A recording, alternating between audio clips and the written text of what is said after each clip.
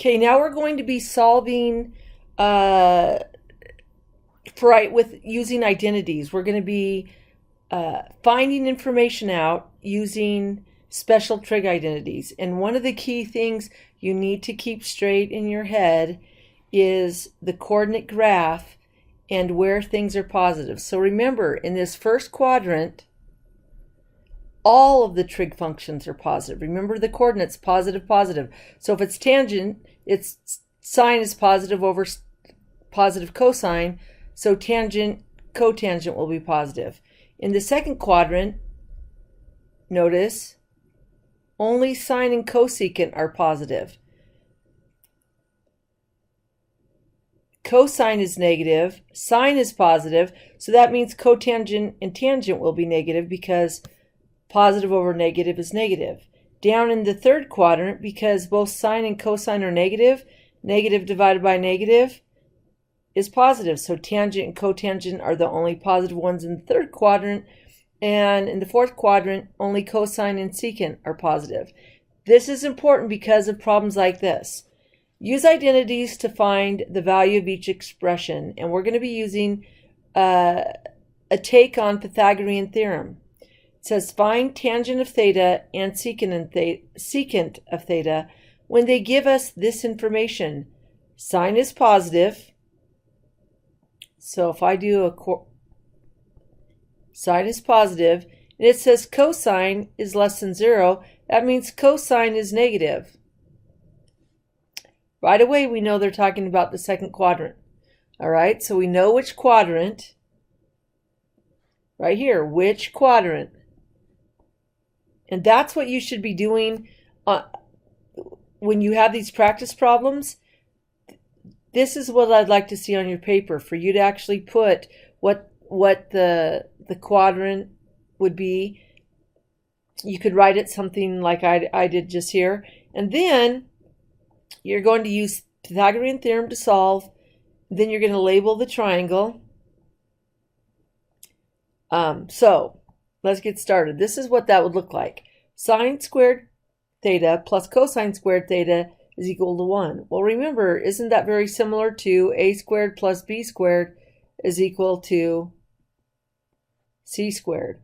But because we're dealing with the unit circle, and these problems we will be using dealing with the unit circle, the hypotenuse is always 1. 1 squared is 1. So then instead of putting sine squared theta, you're actually going to put, so in this case, we would put 3/7 squared. We don't know what cosine is, so I might even put x squared there is equal to 1. Well, then we're going to subtract this sine squared from both sides. Well, 3/7 squared is 9/49. We're going to subtract that from both sides. Then you're going to end up taking the square root. So let's actually work that out a little bit better. So we have 3/7 squared plus cosine theta squared is equal to 1. And because I know 7 squared is 49, 1 means the same thing as 49/49. All right? Then we're going to subtract this from each side. So we'll have cosine squared theta is equal to 1, or 49/49. Subtract 9/49. So cosine squared theta is equal to 40/49. Well, then you're going to just take the square root of each side. When we take the square root of 49, we get 7. We take the square root of 40, well, that's the same thing as 4 times 10. We break this down. We always try to find a perfect square. We could have done 5 times 8, but then you would have had to break the 8 down. And anyway, so 4 times 10, and the square root of 4 is 2. So, and remember, when you take the square root of something, you get a positive and a negative version. So it's positive or negative 2 root 10 over 7. Well, notice we're in the second quadrant, so it's the negative version. And remember, cosine is adjacent side over hypotenuse. So we know the hypotenuse is 7. The adjacent side is negative 2 root 10. And up here, we see what sine is. The opposite side is 3. Well, now that we know these at each side, we can just go ahead and solve. Well, tangent is opposite over adjacent. I'm going to put the negative sign in front. A positive divided by negative is a negative. 3 over 2 root 10. In the very last step, you're going to multiply top and bottom by root 10, and then you're going to simplify. So tangent of theta, negative 3 root 10. Root 10 times 10 is just 10. 2 times 10 is 20. Going to do the same thing for secant.